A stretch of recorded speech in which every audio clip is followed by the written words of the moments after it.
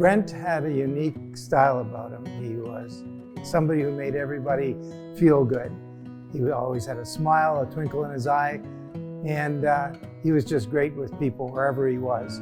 He was a very, very classy and positive person. As a coach, as a competitor, no pretenses, just really, really good at what he did, and a nice guy. Everybody liked Brent. He basically started the competitive side, I'm going to say, of cross-country skiing in Manitoba. Like, he was so instrumental in getting it off the ground. I think with Brent, he'd be the kind of person that you could just call a natural leader.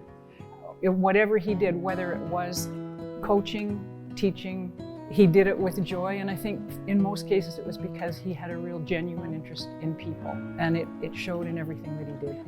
Actually, when I came here, Brent was coaching the Masters Club or Masters team, and it was all male. And I approached him and I said, well, I'd kind of like to enter as well. And then he had the idea to perhaps it would be fun to coach an all-women's team. And I think, given what he told me, that he really enjoyed it. It was a slightly different dynamic.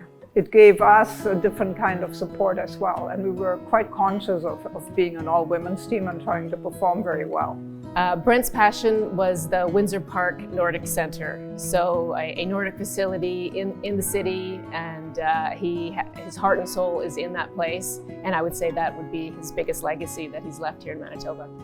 He did it all. Coached, taught, raced, administrative stuff, committees, boards. He was part of CANSI. He did some stints with the national team. He was passionate about it all, and his passion was infectious. He always had a smile on his face, and he always did a great job no matter what the task was. And I had the chance to see him in action in the corporate finance field, and I also had the chance to see him as a volunteer, very committed, who got the job done better than anyone else. Everyone who knew Brent, was coached by Brent, or was just a friend of Brent, knew of Brent's, we call them Brentisms, so things that he would say. And I mean, you could write a book on them. One of my favorites is, there's no place I'd rather be. It might be at a training event where, it's pitch black, it's -30, the wind is howling, you're doing hill intervals, and there's Brent. There's no place I'd rather be, Karen. That thing of, are we having fun yet, right? Even when it's like 30 below. He was just a really nice guy, but when he wanted to make a point, he put on his serious face, his business face, and he'd go. That was hilarious. We all still joke about that now too. Brent would always refer to the hassle to buzz ratio. For Pete's sake, we're skiing. It can't be that bad. Get rid of the hassle part, increase the buzz of it. When we'd be climbing a hill in a race and really hurting, he would just look at you and he says, just remember, the hills are your friends. He was honestly interested in every capacity of the people he worked with, and he was comfortable in all of his roles. He did a good job because he enjoyed what he did. He was a nice guy, a good person, and a dear friend.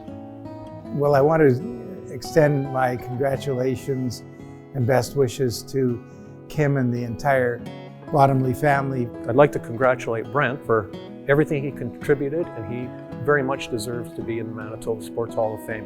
I know Brent isn't here to hear what everyone has to say, but I'd like to congratulate you, Brent, up on that perfect corduroy ski track in the sky somewhere, for all of your efforts. Thank you very much, Brent.